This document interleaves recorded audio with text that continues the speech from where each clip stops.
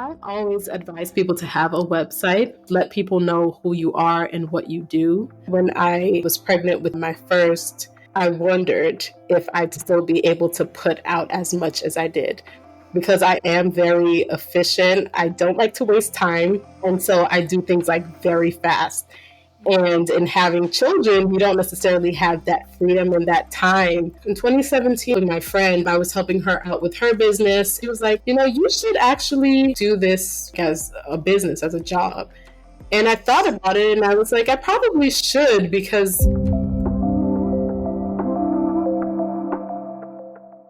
You're listening to the Driven Introvert Podcast, a faith-inspired space for purposeful introverts who are ready to step out with courage and pursue their big ideas. If you are an introvert who is tired of letting fear dictate what you do and how you do it, then this podcast is for you. I'm here to remind you that the life and work you've dreamed about is possible, and your unique personality is not a limitation to achieving it. I'm your host, Remy Roy, and I'm the co-founder of shepact.com.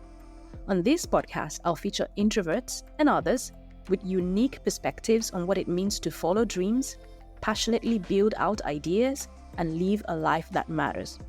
Expect inspiring conversations, resources, reflections, and stories on faith, life, and work. Hi, friend. In today's episode, I'm bringing you a conversation with Cynthia Akita. Cynthia is an entrepreneur, a mom, and a passionate creative. She works with individuals and businesses on brand strategy, brand identity, website design, graphics, and content. We talk about what it looks like to chase your dreams and be productive in a busy season of motherhood. She has great insights for creatives looking to establish an online presence and promote their work. We also talk about the mistakes you might be making with your website right now, and we discuss non-traditional career choices and handling the expectations of immigrant parents. I'm excited to share this conversation with you. Let's go. Hi, Cynthia. Thank you so much for joining me. I'm glad to be here finally. I know, finally. This is so good. I'm so thankful that you're able to do this because I absolutely get it. You are in a busy season right now. Yeah. You have 2 kids. Yeah. And your little girl is in your arms right now as we speak. Yeah. That's amazing. I'm thankful we're able to do this. I think it's such an encouragement to me in itself, really, that you're standing there and I'm, with you right now, and you have your baby in your arms. Because before I became a mom, one of my fears was, will I really be able to do the things that I want to do along with being a mom? Can my dreams and my ideas and goals coexist, with the demands of being a mother? And I think about that a lot, and I'm just navigating that season. But I'm curious what your perspective on this is. I know that chasing dreams looks different when you are child-free compared to when you have kids, when you have babies. So is this something you thought about at all before you became a mother? Yeah, so I did think about it. I've always loved children, and there was a point where I actually got comfortable with the idea of not having them, because my husband and I were in such a good place, and my sister, she's the sister that had all the kids. She has 5 kids, and I love each of them as if they're my own. And so my heart was just so full that I was okay, where we were, as a couple. Obviously my husband was like, nah, we're gonna have kids. So, we went ahead and we had kids, but I don't know if I was necessarily afraid. I know that when I was pregnant with EJ, my first, I wondered if I'd still be able to put out as much as I did. Because I am very efficient. I don't like to waste time. And so I do things like very fast. And in having children, you don't necessarily have that freedom and that time. For example, if I set a 30-minute block and say, this is what I'm going to accomplish, you don't know if your kid is going to come at the 15-minute mark and say, hey, I want some crackers, my diaper is dirty, so on and so forth. And so I didn't realize that it would change so much, but it actually did. I think in the beginning, we all have the fantasy of, maybe for some of you, owning your business. And then, it's like you're on the computer, your kids are doing what they're supposed to do. Yeah. And then when you have them, you realize that's not necessarily how it actually works. So I think I had a little bit of both perspectives where I thought things would be really smooth, and then the other side where I feared if I would be able to put out as much as I was at that moment. So both sides of Yeah. it. Yeah. I definitely leaned hard for me into the fear of I don't know how I'm gonna do this. Like I don't know I'm gonna do this. Being somebody who is Yeah. very driven and sort of ambitious and wanting to do things, it was such a heavy fear for me. But I'm glad that we just dive into it and have faith and trust that, you know, the Lord will give us wisdom to handle everything. It's never easy, but, you know, we're able to take those And I steps. think that's the thing about motherhood is that you just adapt. Like we naturally have to adapt all the time. And not to say that the husbands or the men don't do that, but they're not necessarily required to do it. And even looking at society, it's like it's always the mom, or most times the mom, who would have to like leave her job and take care of the kids, or put whatever she's doing on hold for the sake of the children. You don't often see that with the dads.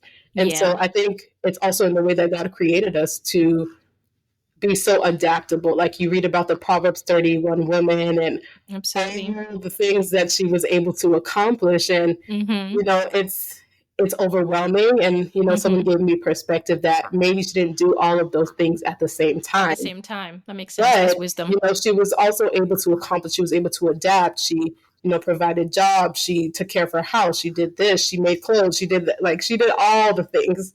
All the things. So yeah. So I think God created us so that we can adapt. Yeah, I love that. So, Cynthia, I see you as someone who is very intentional and disciplined. I say this because the way that you show up for the things you're involved in is just remarkable, right?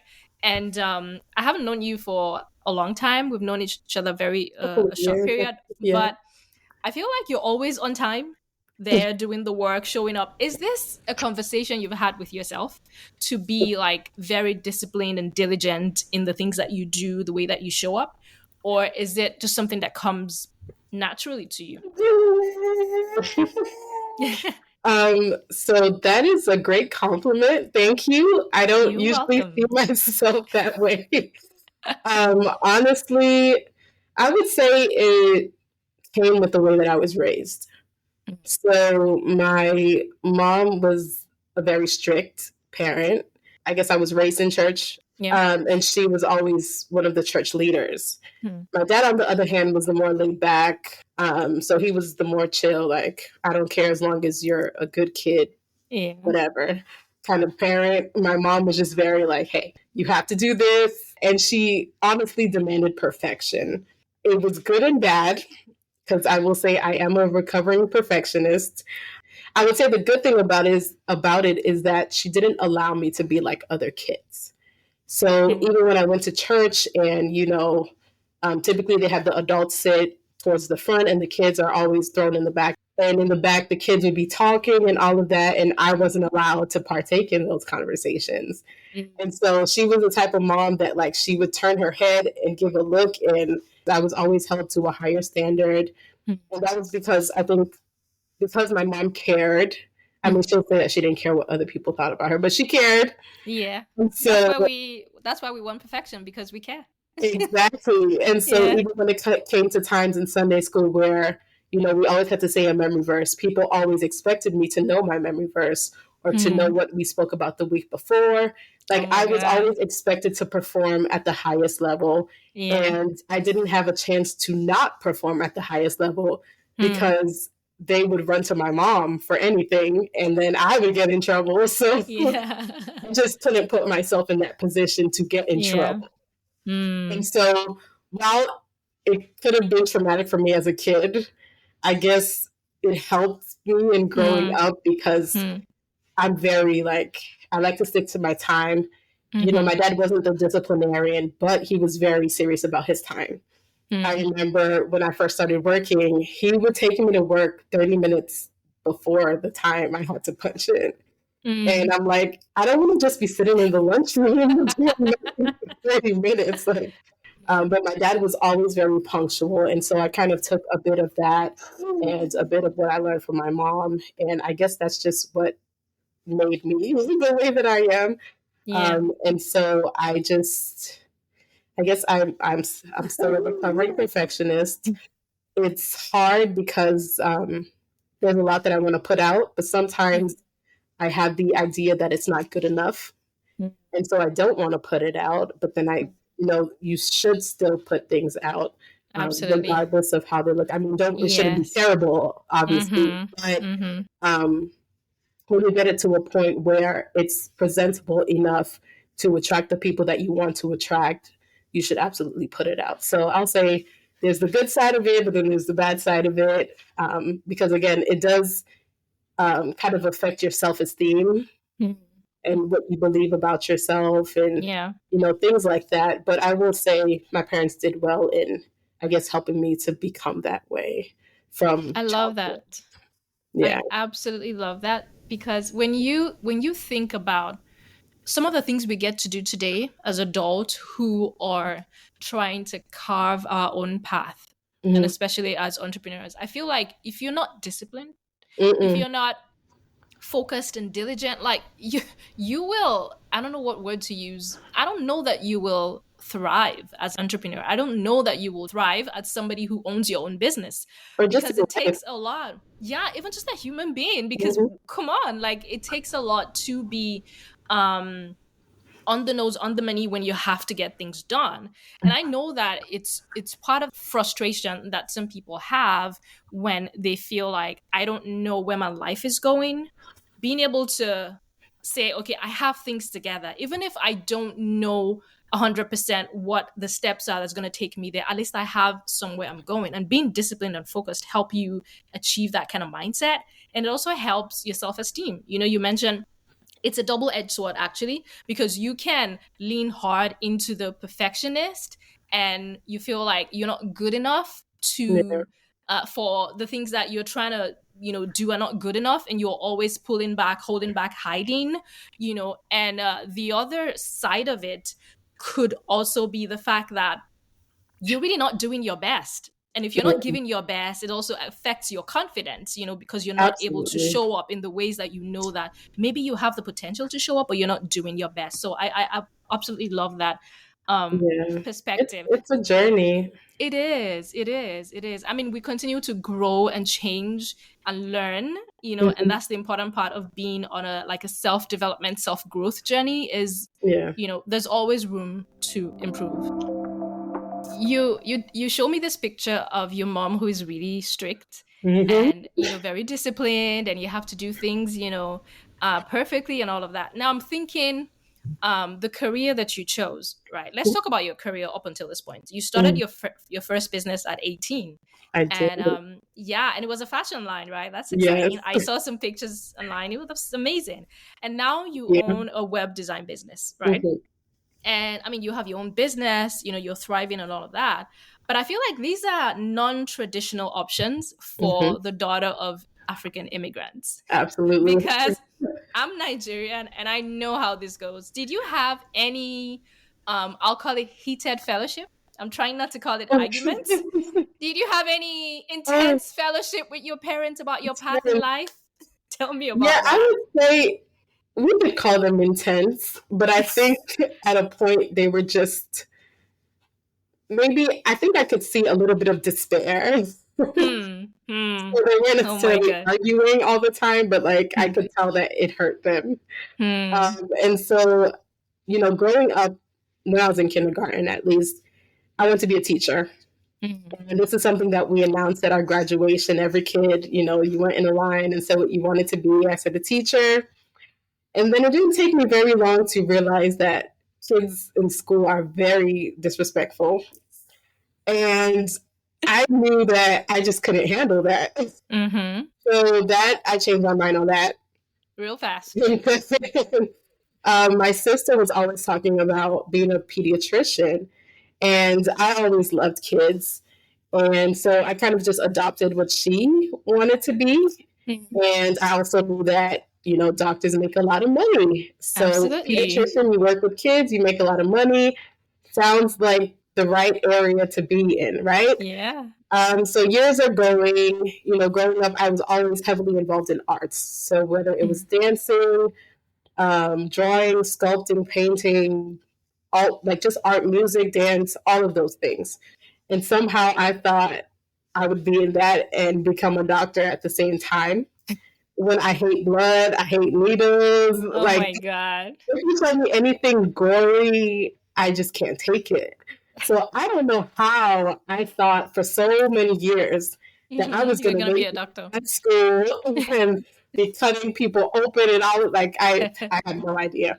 I had always thought as well growing up that I would have a business, a shop. Um, that's where the fashion came in because I was always drawing. I would draw clothing and things like that, and so that was something at the back of my mind that I thought I could accomplish after I became a doctor. And so everything was just contingent upon making enough money so that I could fund everything else that I wanted to do. And so I would say that growing up, I didn't necessarily have the exposure that I think most folks should have. Just being exposed to different backgrounds, different careers, just to see what it actually involves. I didn't really have that. Almost everyone in my family worked in a hospital.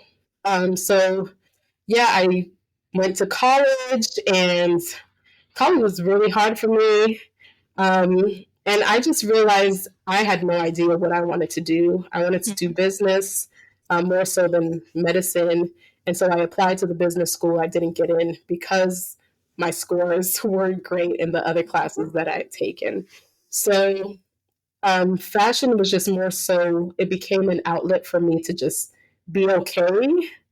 Mentally, there's a lot going on. Like, that's the first time you step out on your own and you're spending a whole lot of money that you don't have in order to do it.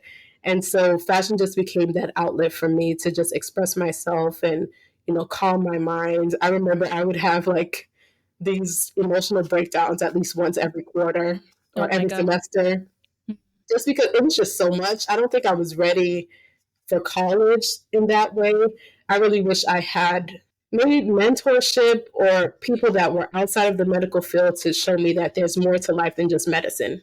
And so fashion was just a way for me to kind of escape from the demands that I had on my life in college and trying to figure out what I really wanted to do and all of that. And so when it comes to my parents, of course, they came from Ghana, and so they know how hard things are.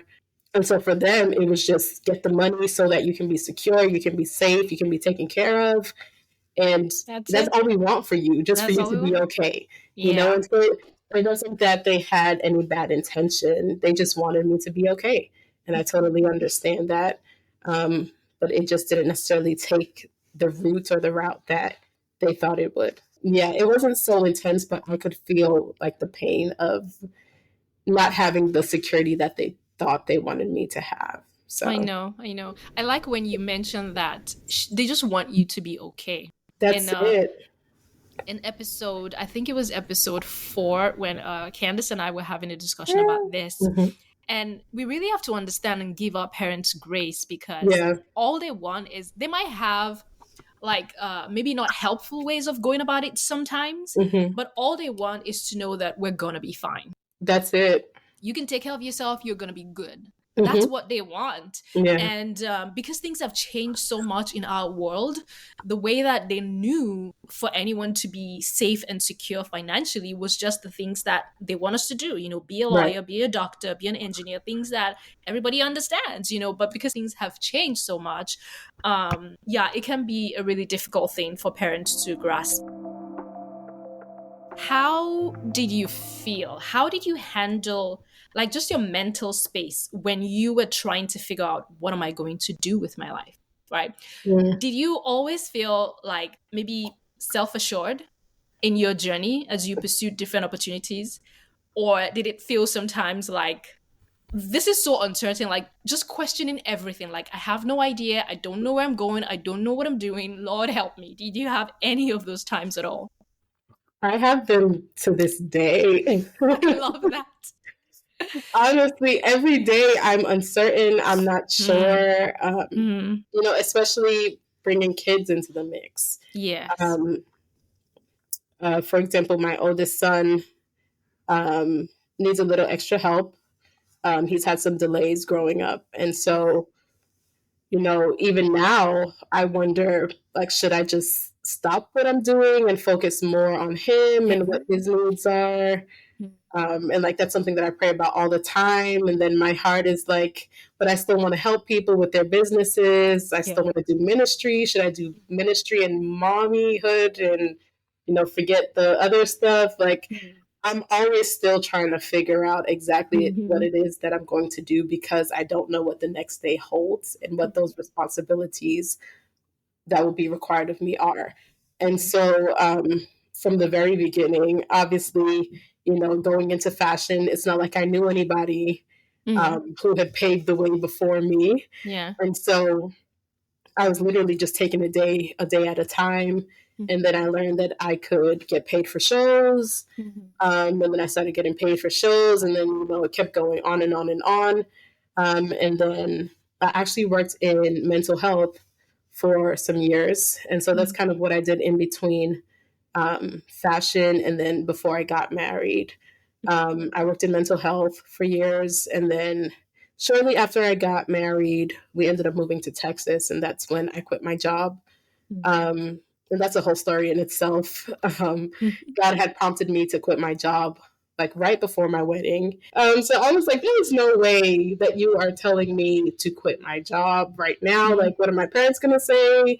Like, we're supposed to look for a place on our own. Like, how are we supposed to pay rent and bills and all of that stuff?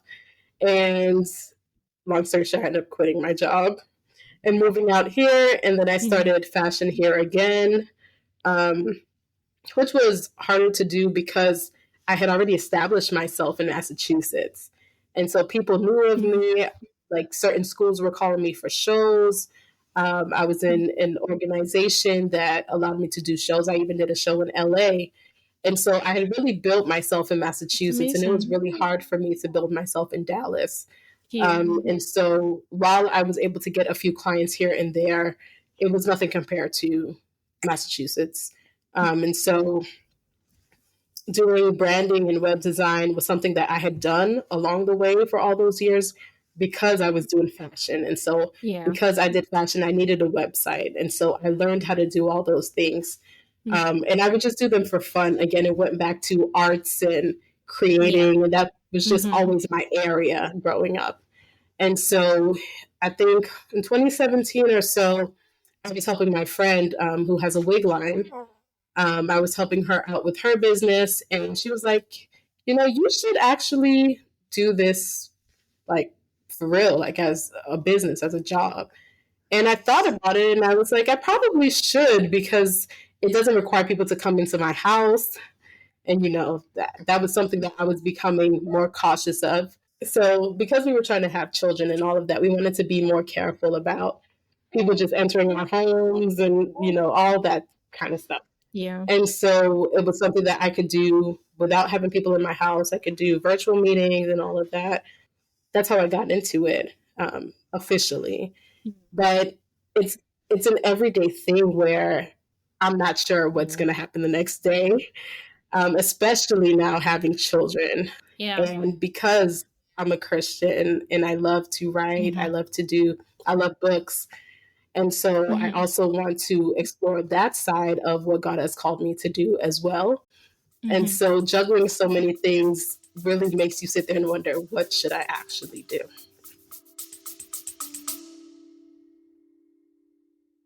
Hi, friend.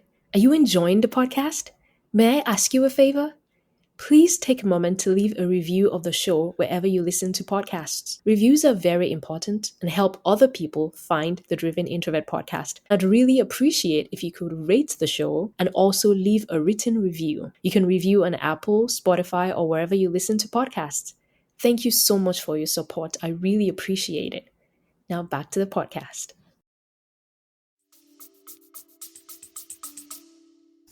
I mean, all of this, I feel like you're just telling my story right now. And I feel like a lot of people this will really resonate with people, because I feel like it's it's a thing that a lot of creative people experience when you feel like there's so many things you could do, right?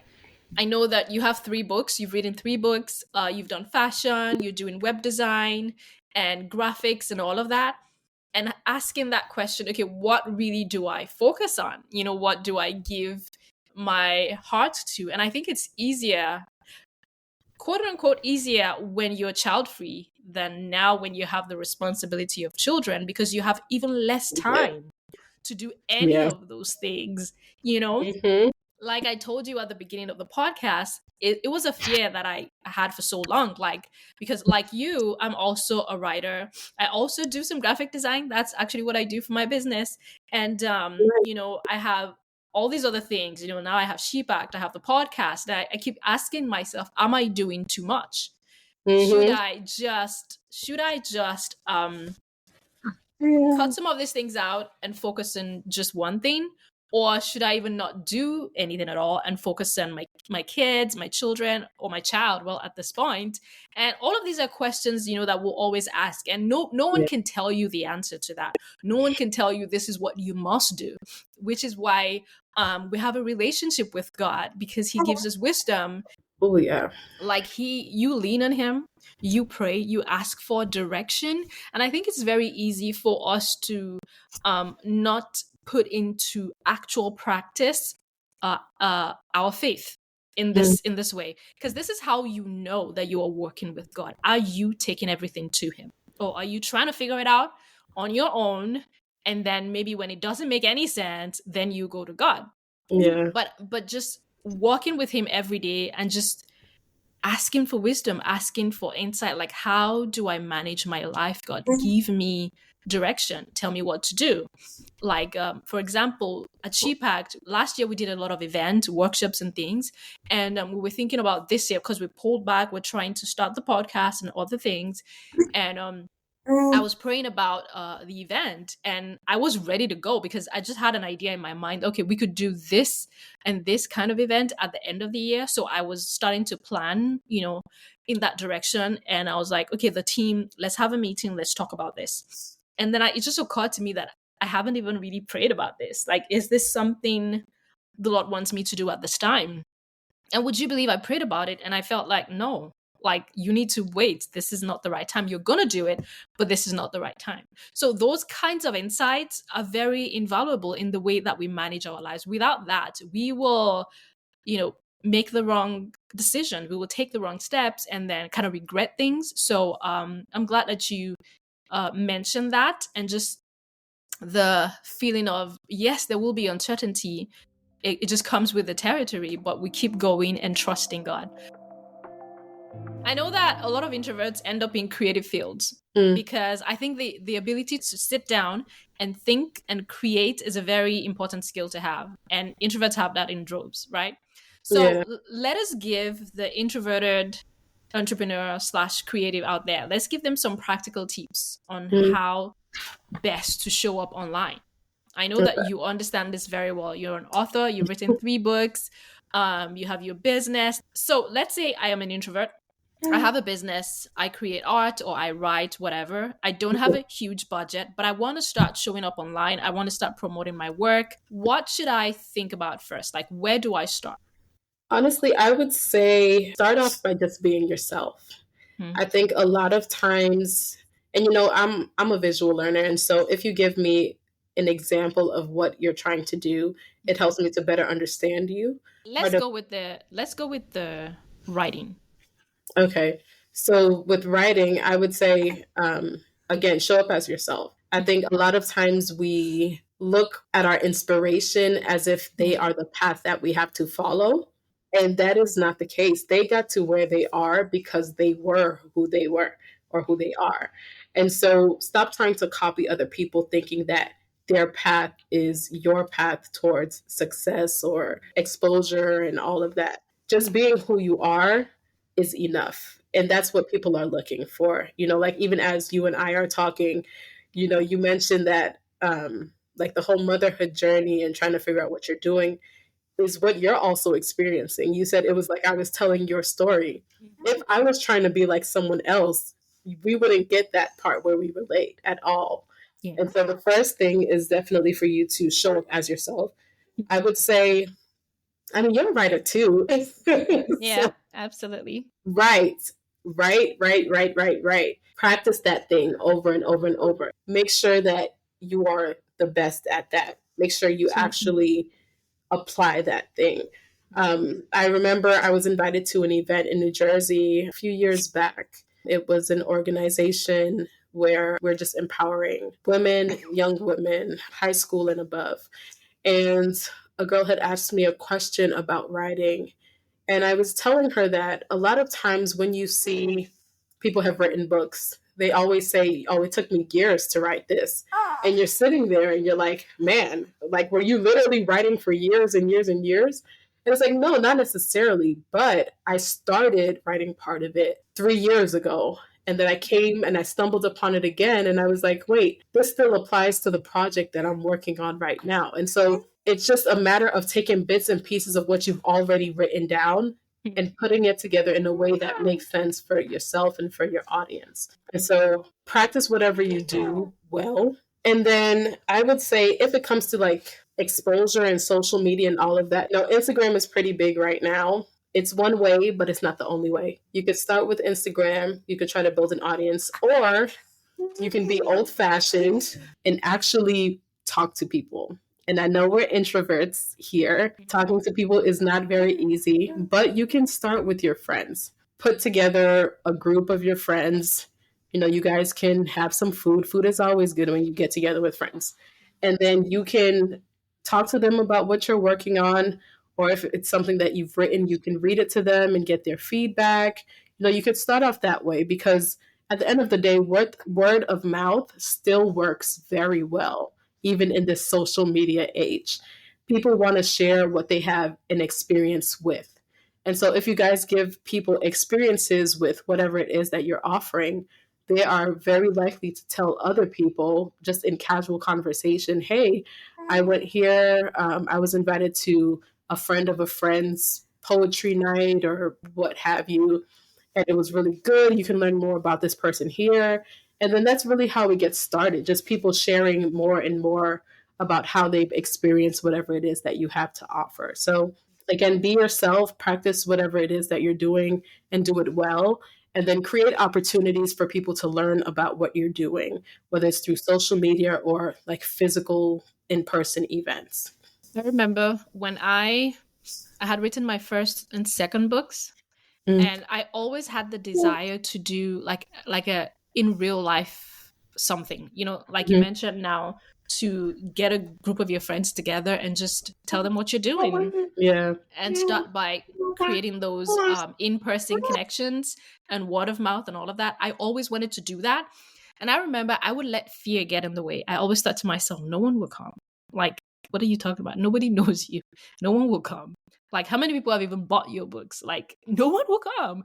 And that fear held me back for so long until I decided. I even tried to get other people to come do it with me. And I thought maybe if we had like an author event thing where there are like maybe 2 or 3 authors, and no one was interested in that. Like nobody wanted to do that.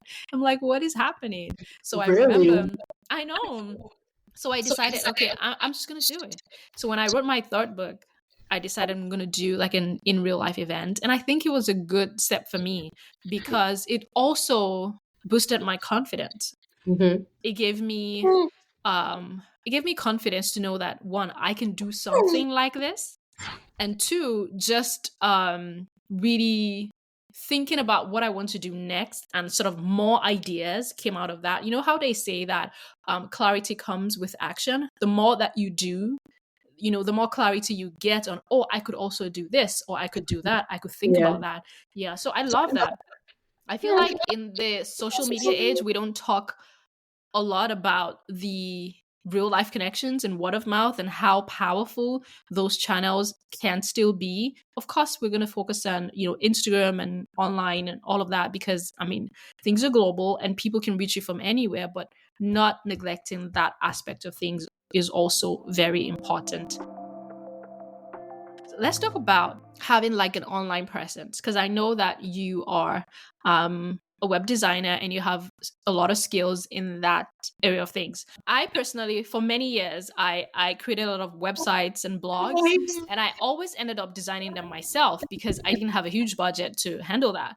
But I was never really satisfied with those websites. It never just looked right. I was always tweaking and changing things. And I guess I should ask, is it important to have a website? So as a creative trying to do things online, should you have a website or can you kind of get by without it? So I always advise people to have a website. I like to call it your real estate on the World Wide Web.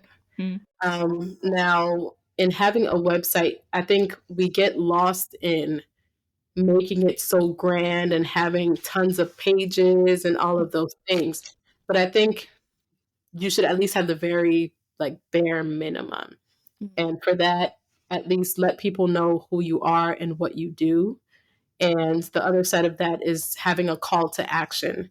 A call to action is just prompting your audience to give you their information in exchange for something that they may want.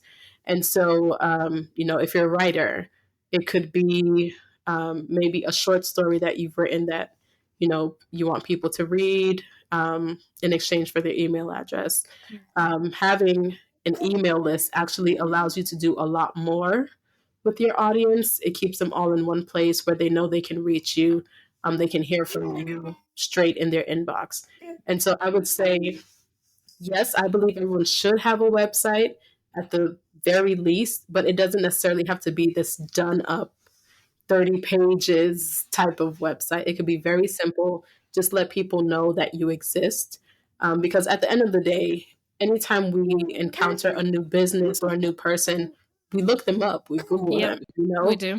If you're looking for a product, you look for reviews. And so having that information online is what allows people to have a bit of security in their interaction with you. And then, it's a journey. And so as time goes, then you add on to it based on what your audience needs. Then you continue to add a few more pages to your website. Maybe you add a shop later on, or maybe even if you add a shop, you don't necessarily have to build out a full shop. You could have a link to an external website, but your website is just more so like the welcome mat at your house. Just greeting people and just letting them know what you do. I love that. I know that you have a web design course for entrepreneurs right now. Can you tell us about that? Because I think a lot of people have this problem of, so I have a website, but managing it and trying to maybe fix something or change something is like a difficult thing because they're not creative in that way. What tips do you have for creatives who want to manage their own websites? And also tell us about the course that you have. All right. So I'm still working on the course, but you guys can go to the designfirmacy.com, and that's Firmacy, FIRMACY.com, where I'm basically building a shop for creatives who don't necessarily have the skills that I would have, or the budget that I would have to, have their website done, their graphics done, and even their branding, their logo, and all of that stuff. So I'm building a shop. It will include courses where you guys can essentially get all of those things at a cheaper price, but it also look good for your business. And so you can visit that website. I do have a course that is available that is teaching you a couple of things that you can do to your website to kind of upgrade it and make it look better. One of the things that I will share with you about that course is your copyright notice.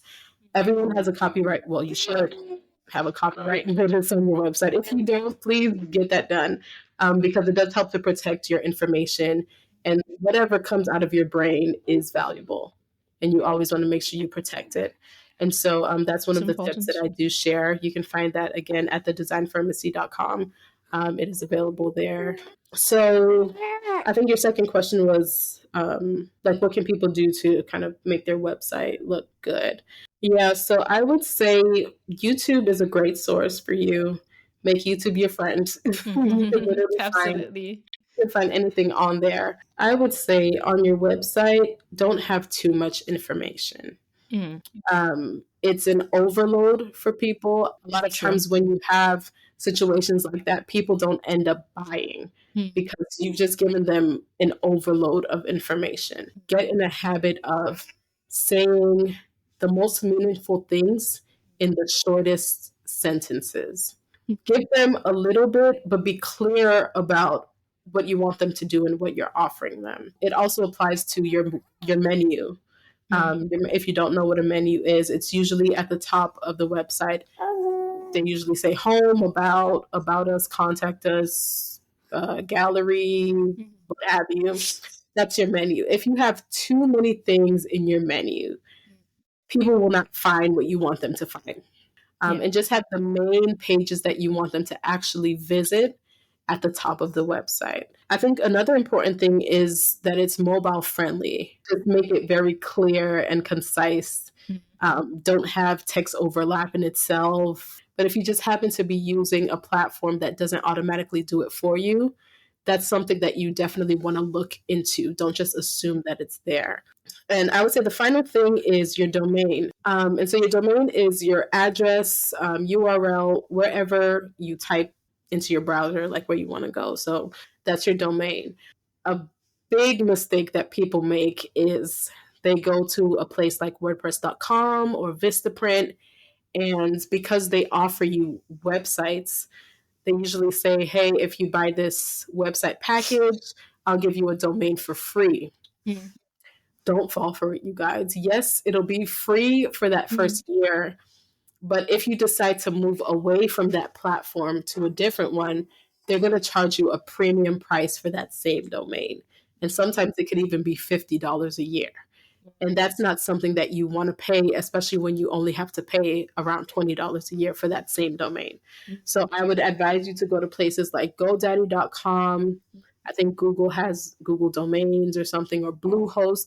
Go to a company that actually specializes in domains, websites, hosting, and all of that to get your domain first. And then if you want to put it on Wix or WordPress.com, wherever, Shopify, then you can do that. These are great tips. These are great tips. I think sometimes we think, oh, people know these things, but every day people are starting things. People are starting the journey of, okay, I want to be this, I want to be that, I want to do this online.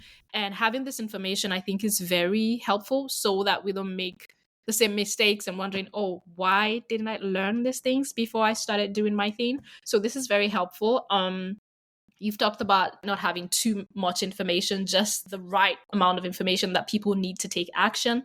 That's awesome. Not having too many items on the menu. That's probably something I should look at for my own website. That's a very good and practical one. Mobile friendly also, and getting your domain. I've definitely fallen for that before. Getting your domain from like the tool that you want to use it from. And yeah, that's really helpful. All right, so I'm going to leave all the links to Cynthia's website, her books, everything in the show notes. So please go check it out after you listen to this. All right, so Cynthia, I know that your life is busy right now. You have kids, you have work, you have your business. I'm curious, do you have a part of your daily or weekly routine that kind of gives you joy and peace when you're able to get some time to yourself? What are those things that you love to do? Honestly, right now, I would say sleep.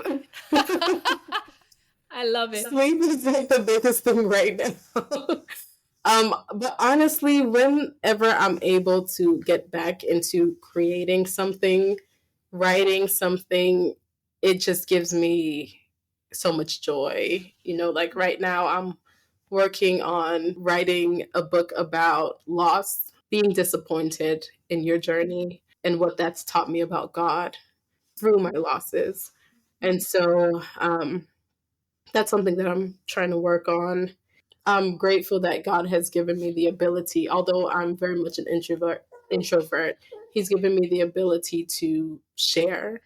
I'm not ashamed to share what I've experienced. And so I'm happy to always put that in a book, as He leads me to. And so if I can sit there and write and get lost in writing, or sit there and design something, I would love that along with sleep. I love it. Along with sleep. I love it.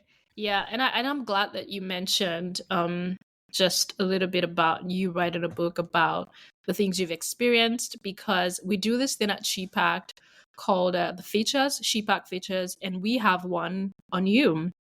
And by the time this podcast will be released, we will have that up so that people can also read that. I will leave the link to that in the show notes. It'll be shepact.com/Cynthia. And you talked about your losses, that you've experienced, pregnancy losses. And that was very encouraging to me to have you share that, because I have a similar story, not exactly, but very similar story. And I think when we get to share those things, it gives hope to other people, and it also magnifies the name of God. It gets to give glory to God because we were able to come through those things unscathed. Yes, it was hard. Yes, it was difficult, but His grace was available and always is available. So I think sharing those hard parts of our lives is very, very crucial. So I'm glad that you find joy in writing and creating. And I know a lot of people will resonate with that. It's an amazing thing to be able to use your gift and your skills and also have it be something that brings you joy. I know a lot of people want to be in that place where, what are my gifts? What are my skills? And how can I use them? And maybe improve other people's lives or just do something meaningful and significant. So thank you so much for sharing that.